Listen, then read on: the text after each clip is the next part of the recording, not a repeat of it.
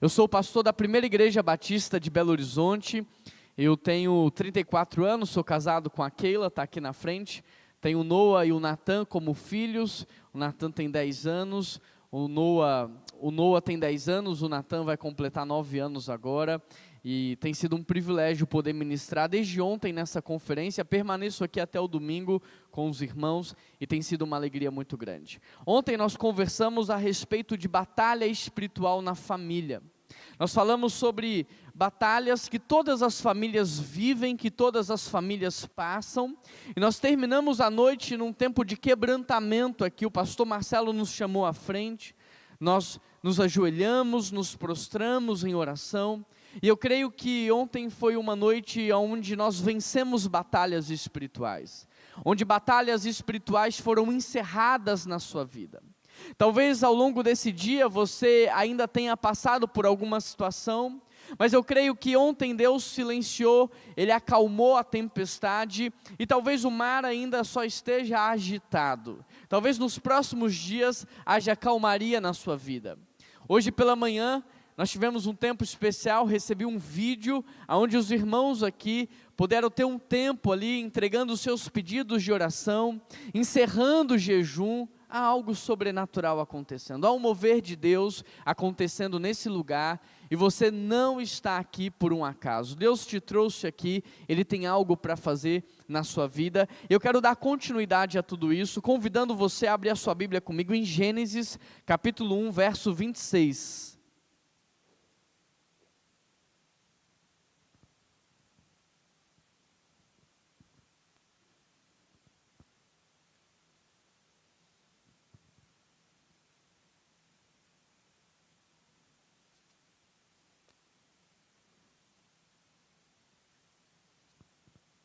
Gênesis capítulo 1, verso 26, quem achou diz achei, quem não achou diz espera aí. Então vamos ler juntos. Gênesis 1, verso 26, o texto diz assim: Então disse Deus, façamos o homem à nossa imagem, conforme a nossa semelhança. Eu quero fazer uma pausa, e eu quero convidar você a permanecer com a sua Bíblia aberta, porque nós vamos avançar aqui, ao longo do capítulo 1 e o capítulo 2 de Gênesis. Eu gosto muito de Gênesis até a queda, porque Gênesis 1 e 2, ele reflete o plano original de Deus. Ele reflete como Deus sonhou, como Deus imaginou. Então, quando nós queremos olhar para a vida do homem antes do pecado, nós podemos olhar para Gênesis 2. Quando nós queremos imaginar o casamento, a família, sem a influência do pecado, nós podemos olhar para o início da criação, e Gênesis 1 e 2 traz essa narrativa do sonho de Deus. Ontem nós falamos aqui sobre a batalha espiritual que aconteceu em Gênesis 3, mas como nós já vencemos as nossas batalhas espirituais, e nós já encerramos lutas, nós já fechamos brechas, nós já silenciamos vozes, nós já voltamos para Deus, hoje eu quero trazer para os irmãos como Deus sonhou a família cristã. Como Deus sonhou a hombridade, como Deus sonhou a feminilidade, como Deus sonhou o casamento. E olhando então para esse texto, eu quero que os irmãos observem algumas coisas comigo. E a primeira coisa que eu quero chamar a sua atenção é que Deus criou o homem. Agora veja como Deus criou o homem. Ele disse assim: façamos o homem à nossa imagem e à nossa semelhança. Para que você entenda, é importante que nós recorramos ao hebraico. A palavra em hebraico para imagem é tsilem. E tsilem significa projetar uma sombra, produzir uma sombra. Em outras palavras, o que Deus está dizendo é: vamos criar alguém que represente na terra a imagem de quem nós somos. Ou seja, o ser humano, ele é a sombra de Deus. E para que isso faça sentido para você, uma sombra ela não tem existência própria. Uma sombra, ela depende de algo para existir. Portanto, se Deus não existe, a humanidade também não, porque nós somos a sombra de quem Deus é. Outra informação importante aqui no texto é que sombra é diferente de substância. Uma cobra pode te picar, mas uma sombra de uma cobra nada pode te fazer. Um cachorro pode te morder, mas a sombra de um cachorro nada pode fazer. A sombra não pode fazer nada, visto que ela apenas é uma projeção e não uma substância. Agora, para que não sejamos apenas uma sombra inanimada, uma sombra sem vida, o que já seria um grande privilégio para nós homens, sermos a sombra de Deus, Ele também nos fez a sua semelhança, nos dando atributos comunicáveis, nos dando a cognição, nos dando a liberdade, nos dando o livre-arbítrio, nos dando a capacidade de nos relacionarmos. Deus nos amou tanto que ao invés de nos fazermos apenas como a sua sombra, Ele também nos fez como a sua semelhança. E é por isso que nós podemos falarmos entre nós. É por isso que nós temos a liberdade para escolher. Agora, o mais interessante é que a Bíblia é um livro também de memorial, é um livro de símbolos, símbolos que apontam para algo maior. Quando eu olho, por exemplo, para minha mão, na minha mão há uma aliança, um anel de ouro, mas esse anel de ouro é um símbolo, e quando eu olho para esse símbolo aponta para algo maior, esse símbolo aponta para um casamento, para uma família instituída. Esse símbolo aponta para filhos. A mesma coisa acontece quando nós olhamos para o pão. Esse pão representa o corpo de Cristo. A mesma coisa acontece quando nós olhamos para o suco de uva, que aponta para o sangue do Cordeiro. E a mesma coisa deveria acontecer com o ser humano. O ser humano também deveria apontar para Deus. É por isso que no Jardim do Éden, toda a criação se submetia a Adão. Desde os animais ferozes aos maiores animais do campo. Todos eles se submetiam a Adão, porque quando olhavam para Adão, eles viam a imagem do Criador. É como você olha para um filho e você se lembra de um pai. Como ser humano criado à imagem e semelhança de Deus, nós deveríamos apontar para Deus. Por isso a Bíblia diz que a terra geme. A criação geme, aguardando a revelação dos filhos de Deus, porque o pecado destruiu tudo isso, porque hoje a criação olha para o ser humano e eles não conseguem ver no ser humano a imagem do Criador, mas nós estamos aqui para lembrar da criação sobre o seu Criador. Muitos pensam que Adão, como o primeiro ser humano criado, ele era débil, ignorante e desprovido de conhecimento. Mas porque ele era a imagem e semelhança de Deus, porque ele representava o próprio Deus na terra, ele tinha um vocabulário completo. Ele tinha uma capacidade de compreensão de conceitos abstratos. Ele tinha raciocínio lógico. Ele tinha criatividade, inúmeras habilidades administrativas. Adão compreendeu a morte antes de conhecê-la. Ele compreendeu o mal sem nunca ter visto uma atitude ruim. Adão não só entendeu tudo o que Deus falou, como também conseguiu comunicar de maneira perfeita a Eva. Adão não só reconheceu todas as espécies, como nomeou todas as espécies com muita criatividade. Portanto, se Adão, como o primeiro ser humano criado, era débil, ignorante, desprovido de conhecimento, eu fico pensando o que nós somos hoje. Porque me parece que em muitas situações, ele é muito mais capaz do que muitos homens nos dias de hoje. Quando olhamos para o homem antes da queda, nós enxergamos Deus. Quando nós olhamos para Adão antes da queda, nós enxergamos o próprio Deus, e foi assim que Deus nos criou para ser. Ele criou um filho para apontar para o Pai, e nós homens deveríamos apontar para Deus. Portanto, através de Jesus Cristo, o que o Pai está fazendo é restaurando a imagem e semelhança dele na humanidade. Através de Jesus Cristo, Deus está nos restaurando para que a criação, ao olhar para mim e para você, ela se lembre do próprio Criador. A segunda coisa que eu observo nesse texto é que Deus colocou o homem no jardim do Éden. Capítulo 2, verso 15. O Senhor Deus colocou o homem no jardim do Éden. Há uma ação. Deus criou o homem e após a sua criação, Deus o inseriu, Deus o colocou dentro do jardim do Éden. E por que eu estou dando essa ênfase? Porque nós devemos refletir no que o jardim do Éden representa. Nós devemos pensar no que o jardim do Éden, ele carrega de significado e importância. Há muitas pessoas que tentam descobrir onde é que o jardim do Éden foi criado. Porque ali há uma inversão dos 4 rios, então é possível você ter uma ideia de onde é que o jardim do Éden está. Mas essa não deve ser a nossa preocupação. A nossa preocupação não deve ser sobre a geografia do jardim do Éden, e sim sobre o seu significado.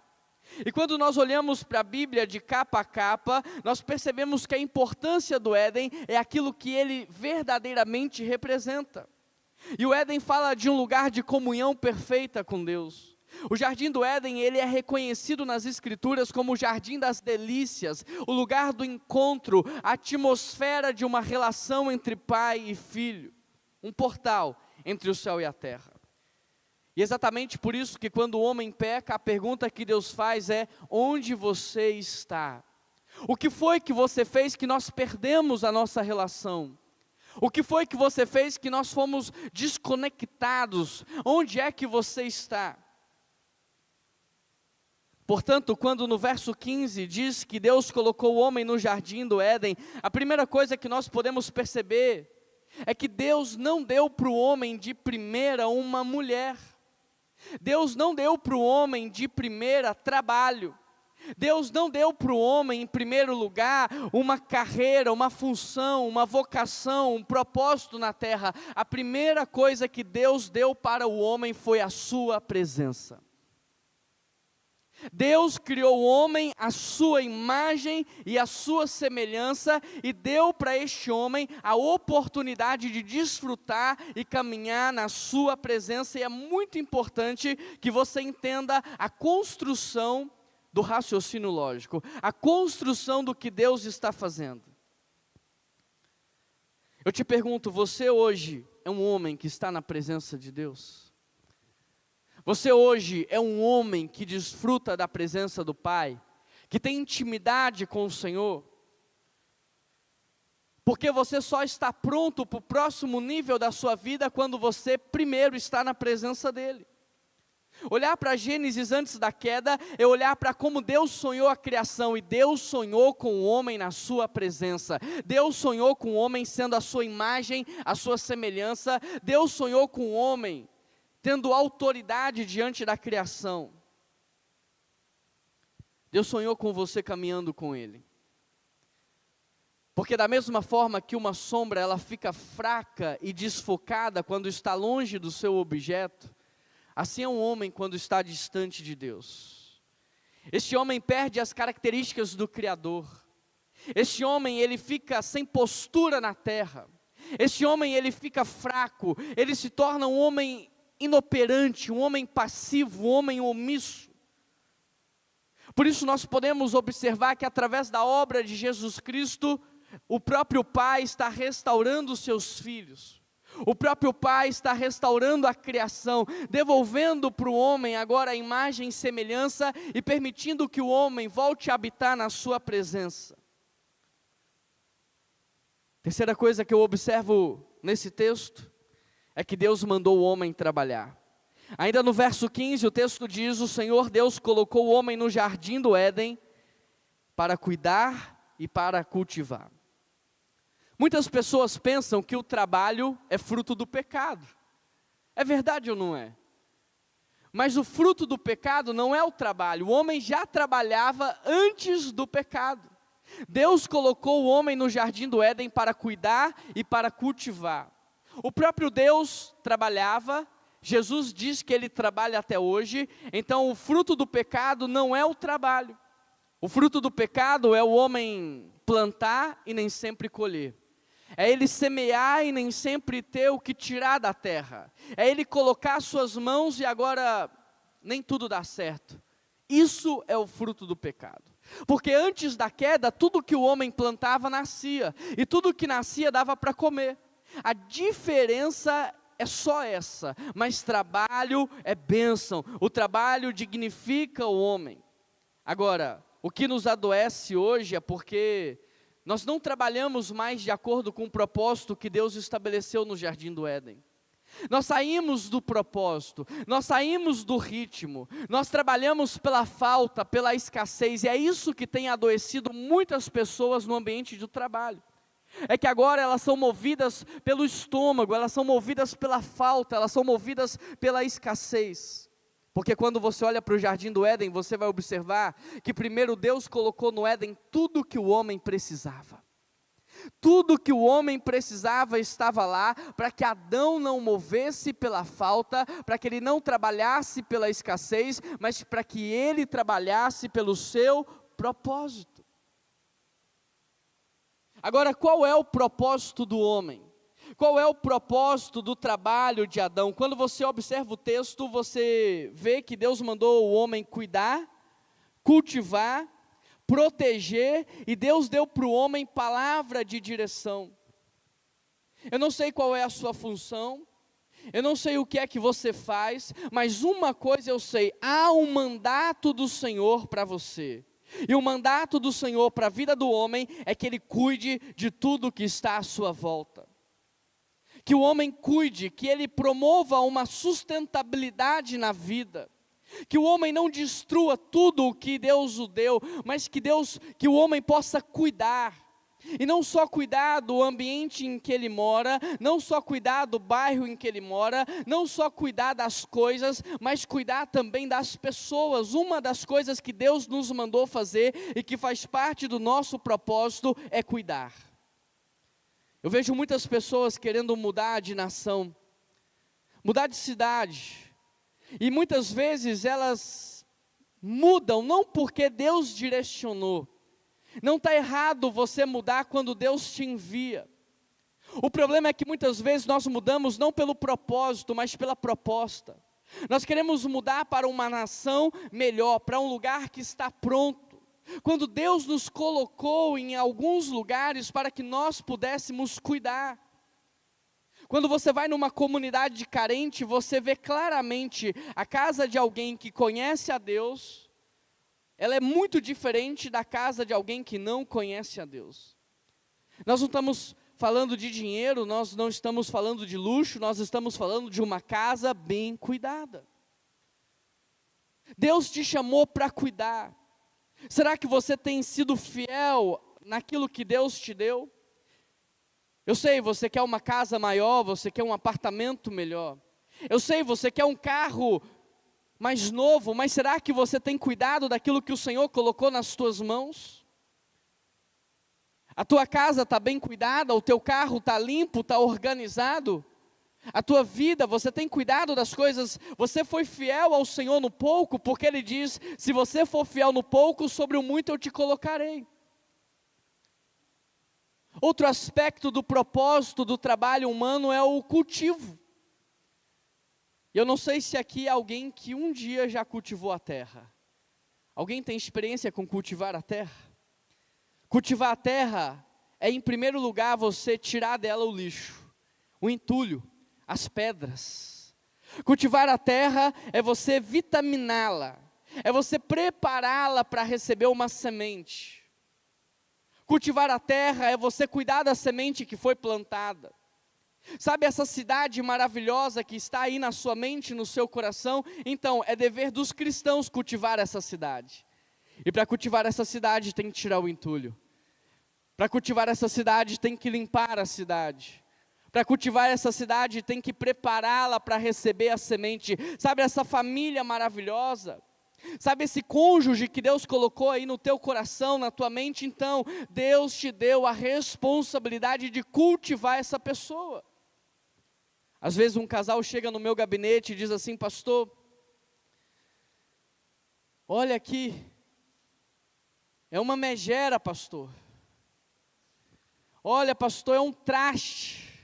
Aí eu pergunto assim, e quando você conheceu ele? E quando você conheceu ela? Não, pastor, quando eu conheci, era um príncipe. Quando eu conheci, era uma princesa, pastor. Aí eu olho para ele ou para ela e digo assim, olha o que você fez com ele. Sem você era um príncipe. Sem você era uma princesa. Olha o que você fez com ele. Olha o que você fez com ela. É nossa responsabilidade cultivar o melhor nas pessoas. E aqui eu quero falar de modo muito específico para os homens. Deus nos deu a responsabilidade de cultivar as nossas esposas e os nossos filhos através da palavra. Se você observar, o homem, ele entrega para a mulher uma carga genética, o sêmen. O sêmen é uma informação genética. Uma informação genética é uma palavra. E a mulher, ela tem o dom de multiplicar aquela palavra 100 milhões de vezes e te devolver uma criança pronta e formada. A mulher vai multiplicar toda a palavra que você lançar sobre ela. Você cultiva a sua esposa pelas palavras que você libera na vida dela. Nós somos responsáveis por cultivar. E cultivar é sim encontrar um terreno sujo, um terreno cheio de pedras. É sim você ter que limpar esse terreno, preparar esse terreno, vitaminar esse terreno, semear nesse terreno para que você então possa colher. A igreja dos seus sonhos, Deus mandou você cultivá-la. Você não vai encontrar a igreja pronta. Você não vai encontrar a igreja perfeita. Você vai fazer parte da obra de Cristo nessa igreja. Sabe aquilo que mais te incomoda na igreja? Pois é, Deus está te dando a responsabilidade de resolver esse problema. Os empresários da igreja são os que mais se incomodam com a falta de vagas na PIB-BH. E eu digo para eles, com vocês está a solução desse problema. Vocês são os únicos que podem resolver esse problema. Vocês têm recursos, vocês conhecem pessoas, vocês têm conexões, vocês podem nos ajudar a criar mais vagas. Aquele problema que está no seu coração te incomodando, então, Deus está te dando a responsabilidade de ser a resposta para esse problema. Muitos de nós estamos deitados no sofá da nossa casa, com o controle da televisão nas mãos, criticando o país, reclamando da cidade que moramos, falando mal da nossa igreja. Mas Deus não mandou você fazer isso, Deus não nos chamou para sermos comentadores, críticos, Deus nos chamou para sermos partes da solução do problema. Deus te colocou aqui em Vitória para você cuidar e cultivar. Deus te colocou em Mata da Praia para você cultivar e cuidar. Deus te colocou na família em que você está para você cuidar e cultivar. Atenção, homem. Porque a terceira coisa que Deus te pediu para fazer é proteger o jardim. Nós falamos um pouco disso sobre ontem. Ontem à noite nós comentamos um pouco sobre a nossa responsabilidade de guardar o jardim, guardar a parte mais frágil, proteger a nossa família. A responsabilidade é sua, você é um guerreiro valente, Deus te deu coragem, Deus te deu força, Deus te deu valentia, Deus te deu energia para você guardar a sua casa. Adão errou porque ele permitiu que a serpente entrasse, ele errou porque ele permitiu que a serpente falasse com a sua esposa, e ele errou porque ele deixou a serpente continuar a falar, quando ele deveria ter interrompido, quando ele deveria ter expulso aquela serpente do jardim. Você precisa guardar a sua casa, mas não é só colocar uma cerca, não é só colocar uma câmera, não é só colocar um alarme, você precisa filtrar aquilo que a sua família assiste, filtrar aquilo que a sua família escuta. Você precisa filtrar quem são as pessoas que influenciam a tua família, quem é que está conversando com a tua esposa, quem é que conversa com o teu filho, porque aquilo que para você é inaceitável pode estar se tornando algo normal. Aquilo que era inaceitável pode estar se tornando algo aceitável na sua casa, porque padrão de pensamento modela comportamento, e comportamento gera habitação espiritual. E Deus deu para o homem também a sua palavra. Eva não havia sido criada, e Deus já falava com Adão.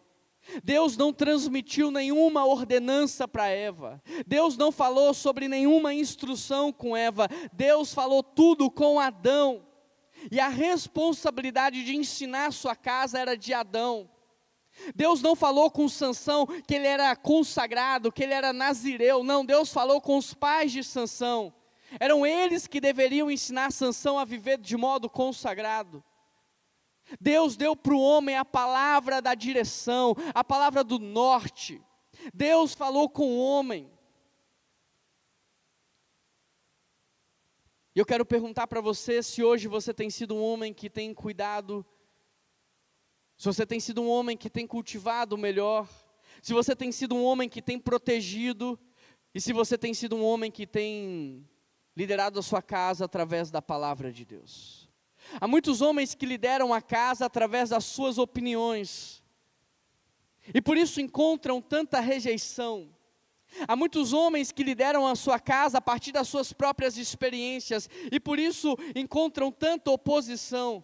Não é para você liderar em torno do que você acredita, em torno do que você pensa, em torno do que você acha, é para você liderar em torno da palavra de Deus. Mas será que você conhece as Escrituras?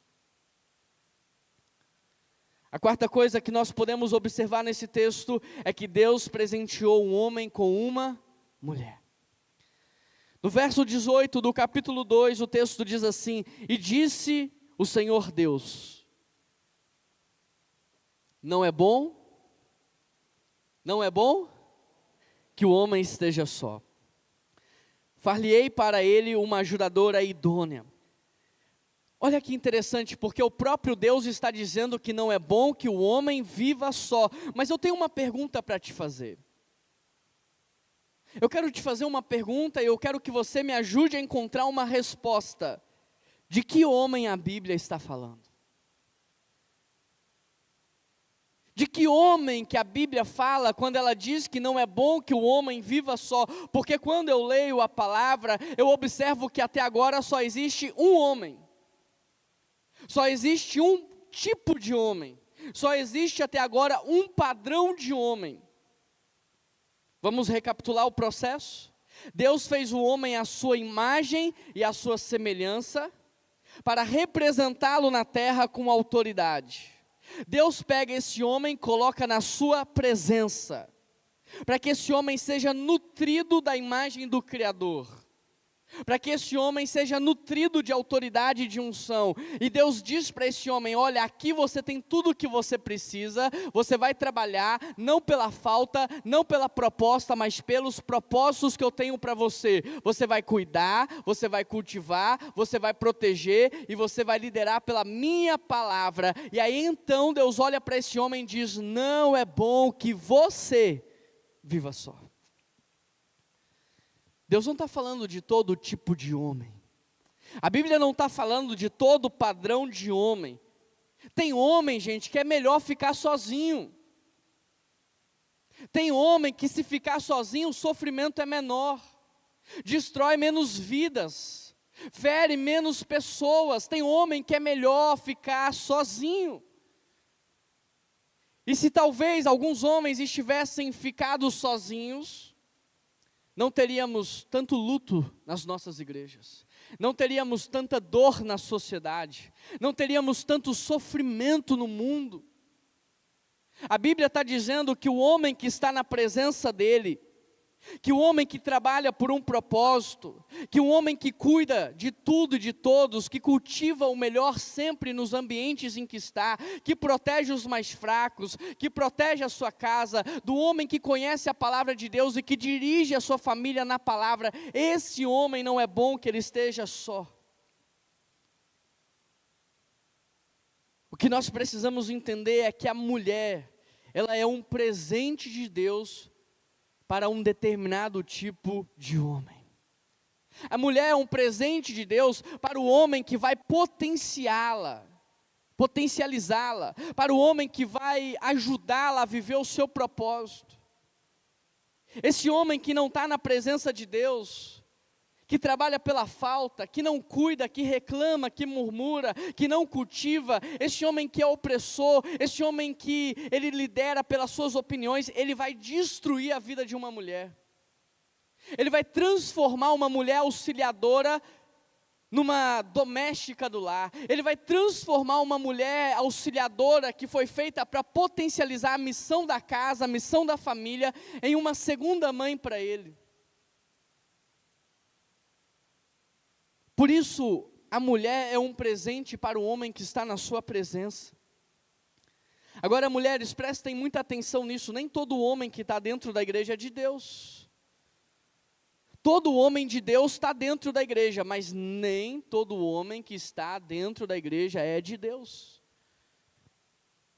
Você sabe que um homem, ele é de Deus ou não, quando você olha para ele, e ele te lembra o Criador, e ele te lembra o Pai, amoroso, generoso, servo, cuidador.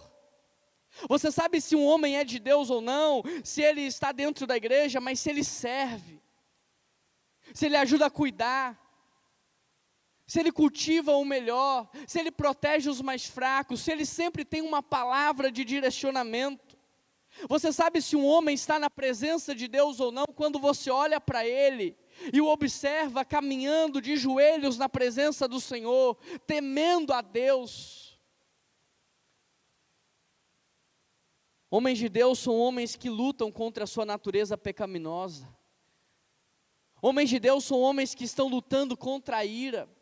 São homens que estão dominando a sua força para não usá-la de modo errado, mas para aplicar sua força na proteção. São homens que estão lutando contra a preguiça, a imoralidade sexual, o egoísmo. São homens que não suportam ver uma cena de injustiça. São homens que têm o propósito de viver uma vida que glorifica ao Senhor.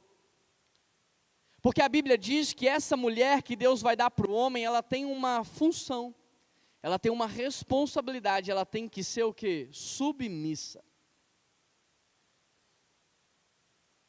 Ela tem que ser submissa à missão que Deus deu para este homem.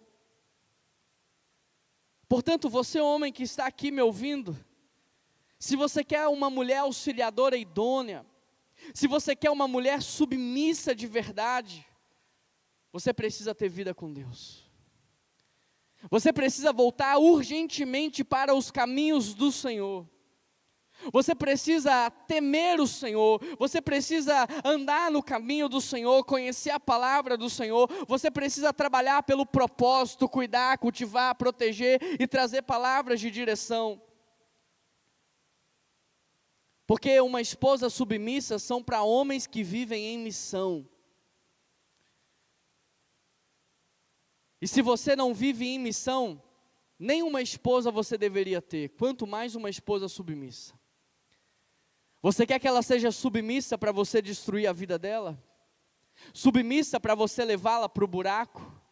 Você quer que os seus filhos sejam submissos para você castrá-los emocionalmente? Você deveria estar sozinho, para diminuir o sofrimento no mundo. Então, se você está casado e quer uma esposa auxiliadora, você está casado e quer uma mulher submissa, volte para Deus, não peça isso para ela agora, não exija isso dela agora, volte para Deus, porque eu desconheço uma mulher que tem um marido que teme ao Senhor, eu desconheço uma mulher que tem um marido que ame ela como Cristo ama a igreja e que não se submete. Toda mulher, ela tem uma inclinação natural a se submeter a um marido que ama a Deus. Ela foi feita para isso. Ela foi feita para se entregar a um homem que teme ao Senhor, ao homem que é santo, ao homem que é quebrantado, ao homem que sabe a direção, que sabe o que Deus está fazendo. Ela foi feita para se entregar. Não tem uma mulher na face da terra que não vai se entregar a um homem que ame a Deus sobre todas as coisas e que a ame como Cristo ama a igreja. Como que Cristo ama a igreja? Com amor sacrificial. com amor de entrega, com amor para santificá-la, para purificá-la, para potencializá-la para a presença de Deus. Então, se você quer que a sua família, a sua esposa seja auxiliadora, que ela seja submissa, nós precisamos voltar para o Senhor.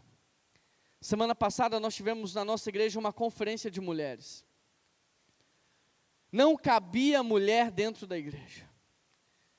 Nós tivemos que pegar todas as cadeiras da igreja e levar para o auditório para comportar a quantidade de mulheres. Sexta, sábado, elas estavam lá. Vai fazer uma conferência de homens. Tem que levar para uma sala menor, porque os homens não vão. Vamos ajudar o Rio Grande do Sul nas chuvas que aconteceram lá. As mulheres estão lá, os homens não. Vamos ajudar a igreja. As mulheres vendem bombom, elas cozinham, elas costuram, elas levantam recurso, os homens ficam dentro de casa. O que é que está acontecendo conosco? É por isso que a criação se rebelou contra o seu Criador. Porque não há ninguém que aponte para Deus, porque não há homem que aponte para Cristo, porque nós vivemos uma vida passiva, omissa, porque nós, como uma sombra na terra, estamos desconfigurados. Nós precisamos, homens, orar mais, jejuar mais, interceder mais, clamar mais.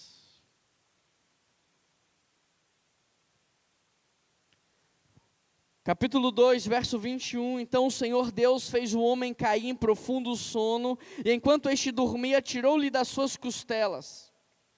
E com a costela que havia tirado do homem, o Senhor Deus fez uma mulher e trouxe a ele. Deus vai presentear esse homem com uma esposa. E como que Deus faz isso? Primeiro coloca o homem para dormir, nos termos de hoje, anestesia geral. A medicina se pauta na palavra de Deus. E por que Deus retira uma das suas costelas? Há uma razão científica para isso. Porque no sistema ósseo você tem as medulas, também conhecida como tutano. E o que é o tutano? É um tecido gelatinoso que preenche a cavidade interna do osso, mas não só isso que ele faz. É uma grande fábrica de elementos correlacionados ao sangue. É dentro da costela que você encontra, por exemplo, a célula tronco. Células multipotentes, células que são usadas hoje na clonagem. E aquilo que a ciência está descobrindo hoje, já estava aqui, desde o capítulo 2 de Gênesis. Em outras palavras, a célula tronco constitui um material perfeito para o processo de uma clonagem humana. Isso porque o objetivo de Deus não era fazer alguém inferior ao homem e nem alguém superior ao homem, mas alguém que pudesse ser coigual a ele.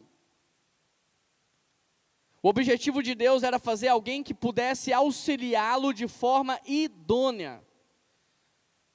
Deus não fez só uma ajudante, Ele fez alguém idôneo. Alguém que fosse capaz de corresponder a Ele também. Alguém que fosse capaz de completar Adão nas suas fraquezas. Alguém que fosse capaz de contribuir na missão que Deus tinha para aquela família. Portanto, quando Deus fez a mulher, Ele também coloca a mulher na sua presença. Eva encontrou Adão no jardim do Éden. E Adão encontrou Eva no jardim do Éden. Deus fez um homem para encontrar a mulher na sua presença. Deus fez a mulher para encontrar um homem na sua presença. Onde você está encontrando o seu cônjuge, diz muito sobre aquilo que você vai viver. Então essa mulher que Deus colocou também na presença dele, agora vai ajudar este homem na missão de cuidar de tudo e de todos, de cultivar o melhor em tudo e em todos, de proteger os mais fracos e de trazer então a direção que Deus trouxe para Adão. E nós vemos exatamente isso na descrição da mulher virtuosa de Provérbios 31. Aquela mulher que nós encontramos ali, naquela narrativa, naquela descrição, é a mulher idônea que Deus fez para ser. E é por isso que essa mulher também trabalha, cuida, cultiva, protege e é sábia para edificar. Aí Adão olha e diz assim: esta sim é osso dos meus ossos e é carne da minha carne. Que mulher é essa que é capaz de deixar um homem maravilhado? Que mulher é essa que faz Adão ficar espantado? Que mulher é essa que faz Adão declarar: esta sim, nada do que eu vi até agora se compara a ela, esta sim, que mulher é essa? Sabe que mulher é essa? A mulher que está na presença do Senhor, a mulher que anda na presença do Senhor, a mulher que teme ao Senhor, a mulher que cuida, que cultiva. Essa mulher deixa também um homem de queixo caído. Não tem a ver com beleza, não tem a ver com estética, não tem a ver com físico, tem a ver com aquilo que ela carrega. O que faz o casamento funcionar é o fato de que os dois estão na presença de Deus. O que faz o casamento funcionar é o fato dos dois andarem na presença de Deus. E como consequência da presença de Deus, os dois exercerem cuidado mútuo, os dois cultivarem o melhor um no outro, os dois caminharem na direção que o Senhor Deus estabeleceu. Até aqui tudo bem? Dá para continuar? A quinta coisa que eu observo nesse texto é que neste exato momento Deus vai constituir a família. Você tem Adão, Deus acabou de criar Eva, agora Ele vai constituir a família. Eu quero chamar a sua atenção para que Deus, Ele só criou duas instituições ao longo de toda a história da humanidade: a família biológica e a família espiritual. E aqui Ele está constituindo uma família biológica. Depois Ele vai constituir a família espiritual, a família que nós seremos para todo sempre. Olha o que Ele diz no verso 24, ainda do capítulo 2. Por essa razão o homem deixará pai e mãe, e se unirá à sua mulher, e eles se tornarão uma só carne. Eu quero te fazer uma pergunta. Por que que o texto diz que tem que deixar pai e mãe? Porque não há casamento sem total entrega. E não há total entrega se você não deixa pai e mãe. Agora, deixar pai e mãe não é abandonar pai e mãe. Porque a Bíblia diz que nós devemos honrar os nossos pais. Sendo bons ou não, nós devemos honrar. E honrar é cuidar, honrar é respeitar, honrar é prover. Deixar pai e mãe é você deixar de depender do pai e da mãe. É deixar de depender espiritualmente, deixar de depender emocionalmente, deixar de depender financeiramente. O casamento, ele é uma total entrega. E ele só acontece quando ambos se entregam de maneira completa. Agora, para deixar pai e mãe é preciso maturidade. Quando eu vou conduzir jovens ao casamento, eu sempre digo para eles: a maturidade espiritual entre vocês, vocês oram, têm vida com Deus, jejuam, leem a palavra. A maturidade emocional, vocês sabem resolver problemas, vocês sabem conversar, ou tudo vocês fogem para a mãe, fogem para o pai, vocês conseguem lidar com problemas sozinhos, a maturidade emocional. Terceiro, a maturidade financeira. Não estou perguntando se vocês são ricos, eu estou perguntando, vocês conseguem se manter? Vocês têm recursos para se manter sem depender do pai e da mãe? Porque para casar tem que ter maturidade. Maturidade espiritual, maturidade emocional e maturidade financeira. E é exatamente por isso que Deus só dá a mulher para o homem depois que ele já está na sua presença, depois que ele já está trabalhando, cuidando, cultivando, protegendo e dirigindo. Deus não inverte.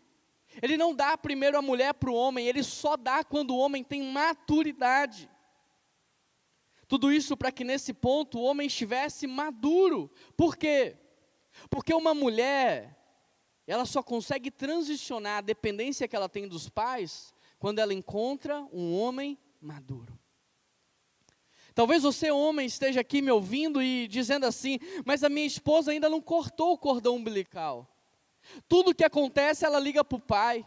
Tudo que acontece, vai para a casa do pai. Tudo que acontece, ela busca os pais. Por quê? Porque talvez ela não esteja enxergando maturidade em você.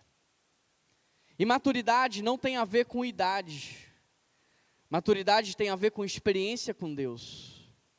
Maturidade tem a ver com intimidade com Deus. Talvez ela não tenha encontrado maturidade em você. Talvez você não seja ainda alguém que gera estabilidade para ela. Estabilidade espiritual, estabilidade emocional e estabilidade financeira. Talvez ela olhe para você e ela não enxergue em você um marido que ora por ela. Um marido que intercede por ela, um marido que clama a Deus por ela. Talvez ela olhe para você e não encontre maturidade emocional, porque você agride verbalmente, você ataca emocionalmente, você perde o controle, você desequilibra. E talvez ela não encontre em você maturidade financeira. Não estou falando sobre ser rico. Lá na igreja, eu tenho mulheres muito pobres, que se sentem seguras com seus maridos. E eu tenho mulheres muito ricas, que não se sentem seguras dentro de casa. Não é quanto o marido ganha, é como ele administra que vai gerar estabilidade. Não é quanto entra, é como sai. É a transparência da administração que vai gerar estabilidade para ela. Então, primeiro, Deus deu para o homem a sua presença, Deus deu para o homem um trabalho com propósito, Deus mandou o homem cuidar, cultivar, proteger e liderar por meio da palavra, para que quando a mulher encontrasse com ele, ela encontrasse também um ambiente preparado para ela transicionar a dependência do pai e da mãe para este homem.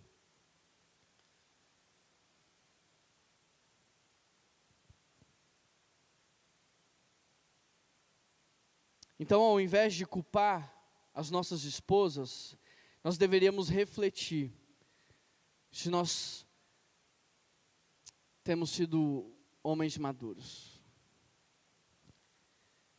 E talvez ao invés de exigir dela uma transição dessa dependência, nós deveríamos voltar para a presença de Deus e pedir que o próprio Deus restaure a nossa identidade, que na presença dEle, Ele restaure o nosso propósito, que na presença dEle, Ele nos restaure a sua imagem e semelhança, porque quando isso acontecer, ela transicionará de modo muito natural a dependência que ela tem dos pais para você. Por essa razão, deixarão pai e mãe, se unirão à sua mulher e se tornarão uma só carne. Se tornar uma só carne não é o acaso, é fruto de um processo. Se tornar uma só carne é formar uma família para Deus. A sexta coisa que eu observo nesse texto é que Deus deu um propósito para as famílias na terra. Então Deus os abençoou e disse: sejam férteis e multipliquem-se, encham e governem a terra. Há um propósito para a família. A bênção que Deus tem para a sua família, ele está relacionado ao seu propósito. A bênção que Deus tem para a sua família está relacionada à missão da sua família. E Deus disse o que para Abraão em Gênesis 12? Eu te abençoarei para que você seja um abençoador. A bênção de Deus tem a ver com uma razão, tem a ver com um motivo, tem a ver com um propósito. Por quê? Porque se você não tem missão e nem propósito, bênção vira maldição. Sabe o que é uma maldição? Uma bênção mal usada. Se você pega a água e se você represa a água, ela vira esgoto.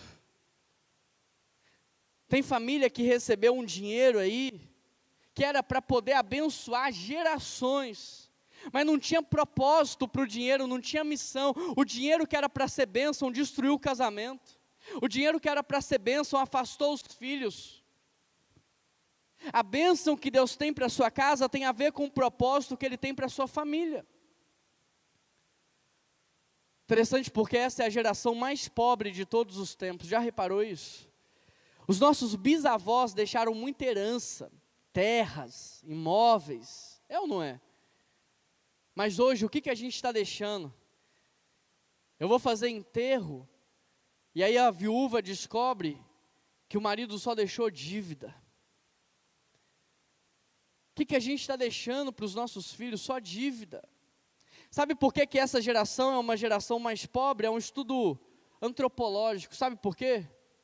Porque no passado, se o bisavô ele tinha uma fazenda, todo mundo era fazendeiro. a criancinha de 7 anos estava no galinheiro pegando ovo. Se o vô tinha uma padaria, todo mundo era padeiro. Todo mundo servia na padaria. Até o menininho lá de 12 anos estava ajudando a embalar as compras. A família inteira caminhava em uma missão, em um propósito, em uma direção.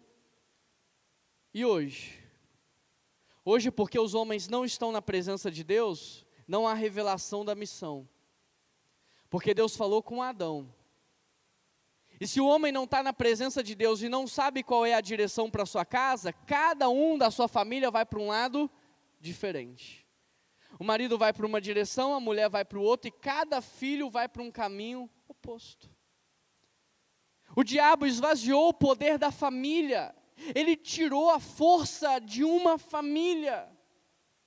E é por isso que hoje nós não temos impacto, é por isso que hoje não produzimos riqueza, é por isso que hoje não transformamos cidades. Mas há um propósito de Deus para a sua casa, há uma missão de Deus para a sua família. Pastor, mas como que eu faço para descobrir? Joelho no chão, oração. Não tem como você pedir para alguém ler a sua mão e falar o que é que Deus tem para você. Não tem como você jogar umas cartas, jogar lá algumas coisas e descobrir. Não tem como perguntar para o amigo.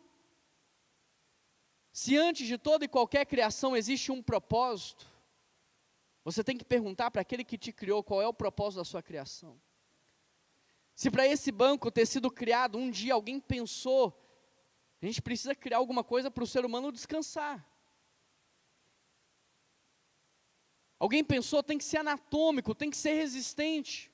Se para um banco como esse ter sido criado, foi feita uma pesquisa de material, uma pesquisa de marketing, qual é o nome, como que vai vender, se para um simples banco ter sido criado, houve um processo tão complexo, houve um propósito antes da criação dele. Imagina eu e você, imagina a minha família, a sua família. Antes de toda e qualquer criação sempre existe um propósito. Agora, como é que eu vou descobrir o meu propósito? Joelho no chão.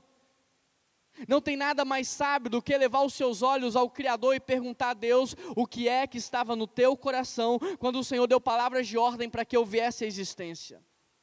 O que é que estava na sua mente quando o Senhor deu palavras de ordem para que eu pudesse ter sido criado? O que é que estava lá?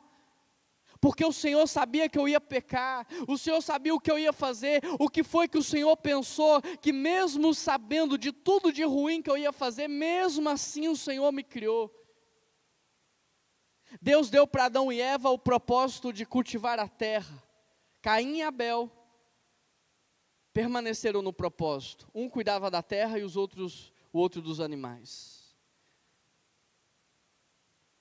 Deus chamou Abraão para constituir uma família, para caminhar num propósito. Você, homem, precisa buscar o Senhor, para entender qual é o propósito que Deus tem para a sua família aqui na terra. Eu preciso só de mais 3 minutos para terminar a mensagem. Quem me dá 3 minutos? Levanta a mão se você me dá 3, 6, 9, 12, 15, 18, 22. A gente pode avançar mais um tempo. Brincadeira, eu já vou fechar a mensagem. Sabe por que as famílias não funcionam hoje? Porque o homem e mulher estão distantes de Deus. Porque o homem e a mulher saíram da presença do Criador. E como consequência disso, eles estão desconfigurados. O homem que Deus deu força para proteger, está usando a força para agredir. A mulher que Deus deu sabedoria para falar, usa a fala para destruir. Porque homem e mulher saíram da presença de Deus, ambos estão desconfigurados, trabalhando agora com a motivação errada. Porque era para cuidar, cultivar, proteger e dirigir, mas agora eles trabalham pela falta, acumular, conquistar, guardar. Quando Adão e Eva saíram da presença de Deus, eles começaram a se acusar, se constrangeram mutuamente, sentiram medo, vergonha, culpa e destruíram a vida dos seus filhos. Sabe por que muitas famílias não funcionam hoje? porque estão distantes do Senhor. Tão perto, mas tão longe.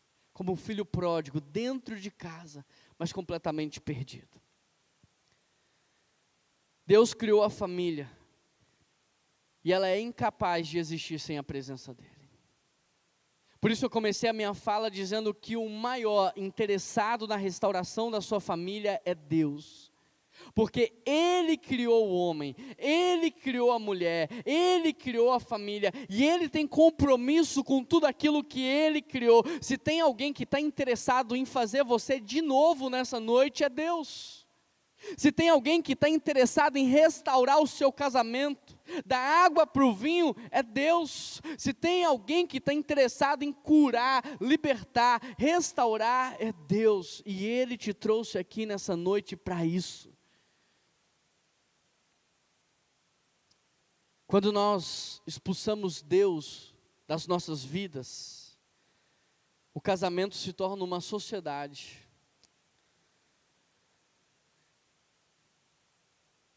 A família se torna uma empresa. A casa se torna um bem material. Os filhos se tornam um produto. E o legado da família se torna em herança. E eu te pergunto, hoje você tem um casamento? Ou você tem uma sociedade? Hoje você está aqui para morrer pela sua esposa ou cobrando do seu sócio produtividade? Você tem uma família ou você tem uma empresa?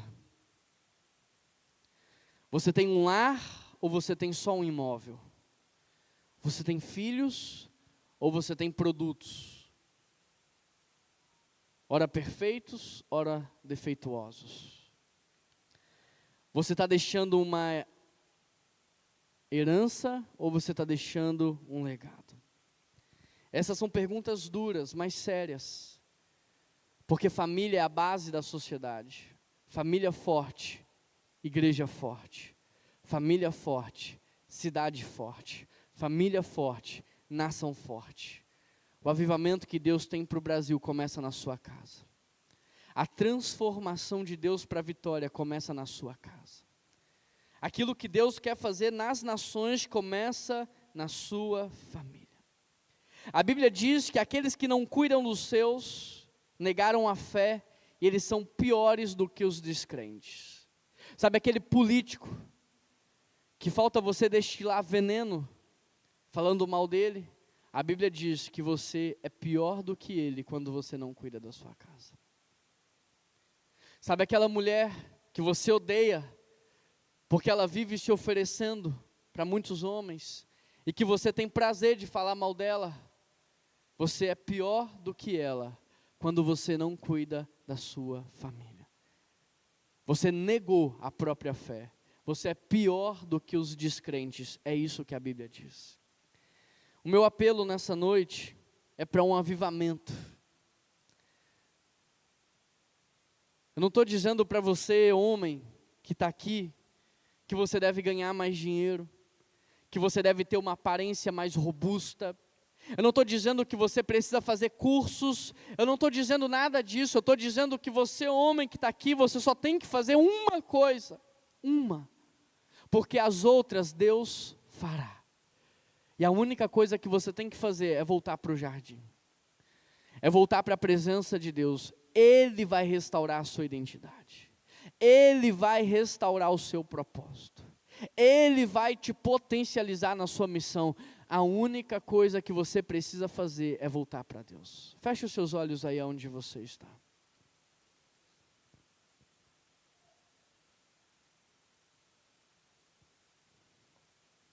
Eu gostaria de orar pelos homens.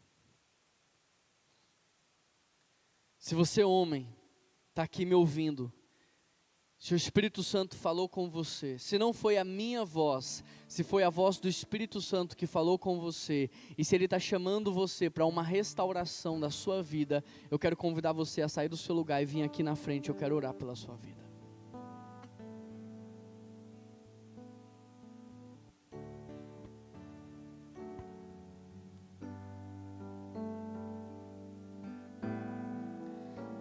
Eu sou o primeiro homem. Pastor Marcelo também é o primeiro homem.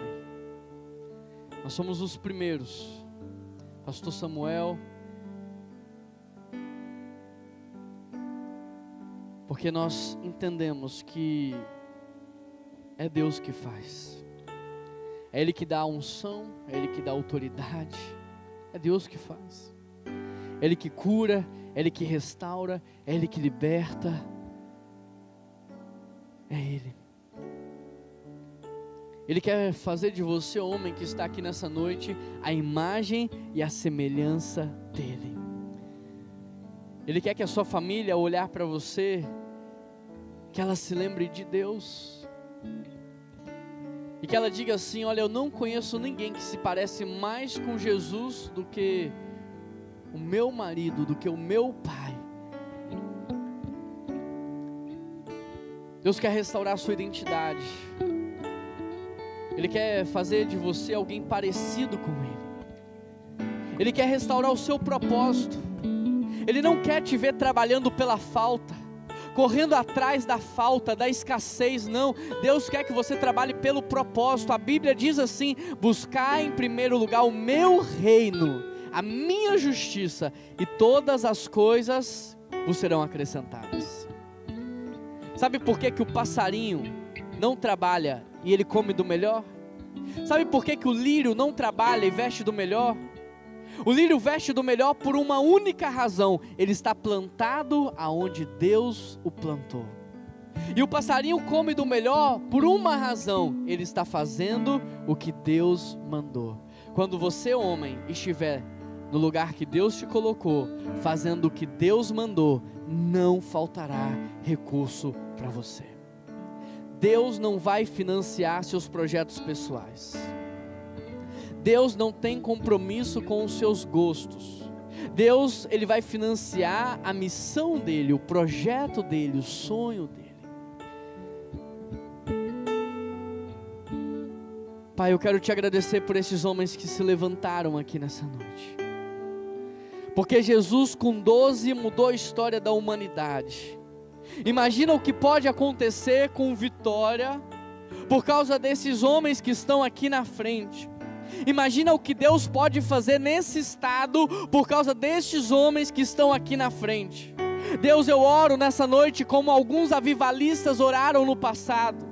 Me dê, Deus, meia dúzia de homens tementes ao Senhor e nós iremos chacoalhar a Europa. Me dê meia dúzia de homens que temem ao Senhor e nós vamos mudar o rumo da Inglaterra. Pai, eu oro como eles oraram no passado, pedindo ao Senhor por homens tementes nessa igreja, por homens quebrantados nessa igreja, por homens que amam o Senhor nessa igreja, Pai. Porque se houver homens aqui consagrados, homens tementes, gerações inteiras serão transformadas. Eu fui alcançado por causa de um homem, o meu avô, que conheceu a Cristo enquanto fazia a sua barba, na sua adolescência, que foi expulso da sua casa naquele tempo, porque se tornou cristão. Mas por causa dele, hoje eu estou aqui pregando o Evangelho. Por causa desses homens que estão aqui na frente, eu creio que uma geração inteira viverá uma vida consagrada ao Senhor, ó Pai. E eu quero colocar a geração de cada um desses homens diante de Ti. Eu quero pedir que a transformação comece hoje, Pai, nos seus lares, no casamento. Aumenta o amor dentro das casas, aumenta a fidelidade, aumenta a cumplicidade, aumenta o respeito, aumenta a lealdade, Pai. Aumenta o amor sacrificial. Eu peço ao Senhor, Deus, que possa abençoar a relação deles com os filhos. Que haja, Deus, uma quebra de todo o abismo. E que eles estejam outra vez conectados como pais e filhos, como o Senhor fez para ser. Eu peço ao Senhor que revista este homem, estes homens que estão aqui na frente da Tua presença, Pai. E que a identidade deles seja restaurada nessa noite. E que eles possam ser direcionados de acordo com o sonho que estava no Teu coração. E que o Senhor possa capacitá-los para cuidar, para cultivar, para proteger e para dirigir. E que ao voltar para os seus lares, eles sejam dignos da esposa que eles têm.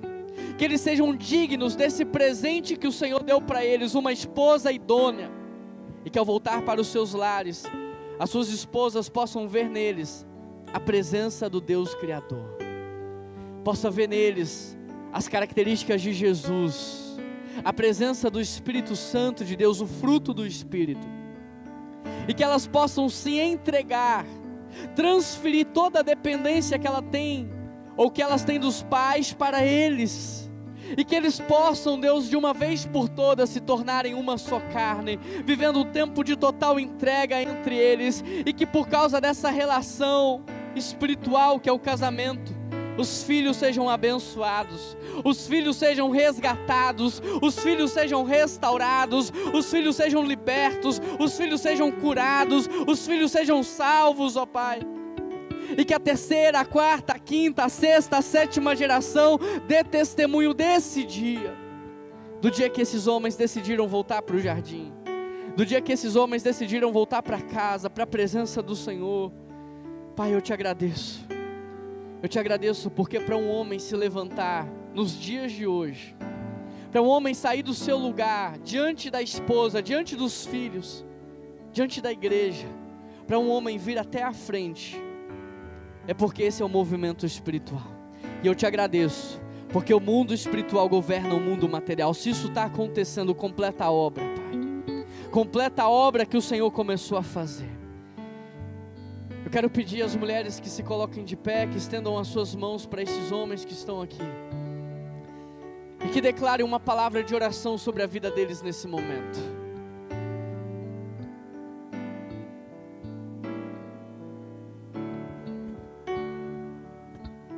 Consagre a vida destes homens ao Senhor. Peça a Deus para blindá-los, para que eles permaneçam. Peça a Deus que eles sejam perseverantes, constantes.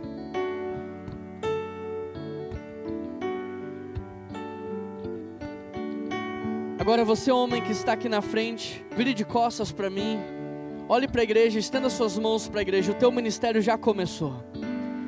O teu ministério começa agora, que você já é um intercessor. Você está batalhando no mundo espiritual, batalha pela tua casa em oração. Tem gente aqui que representa a tua família, tem gente aqui que representa a tua igreja. A nossa luta não é contra a carne e sangue, é contra as potestades e principados do ar. Declara uma palavra de vitória, declara uma palavra de libertação. Ore pela tua casa, peça cura, restauração, peça a Deus um tempo novo sobre a sua vida, sobre essa família, sobre a nossa igreja, sobre a nossa cidade, sobre o nosso estado, sobre a nossa nação. Ore com fé, com ousadia.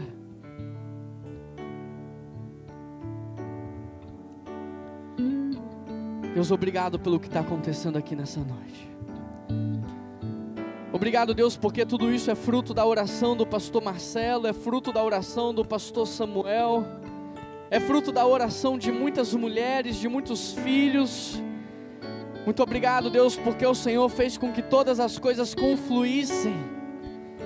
Foram 20 dias de jejum, de oração, para que nós estivéssemos aqui nessa hora, Pai, selando no mundo espiritual uma aliança, selando no mundo espiritual um compromisso.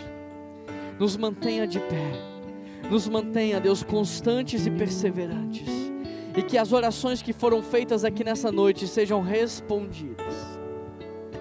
Por isso nós já te agradecemos, ó Pai, porque Tu és fiel, Tu és poderoso, Tu és maravilhoso. O Senhor faz infinitamente mais. Nem olhos viram, nem ouvidos ouviram. O nosso coração se enche de esperança por aquilo que nós vamos viver. Louvado seja o Senhor Jesus. Toda a honra, toda a glória ao nosso Deus, hoje e para todos sempre. Toda a igreja diz.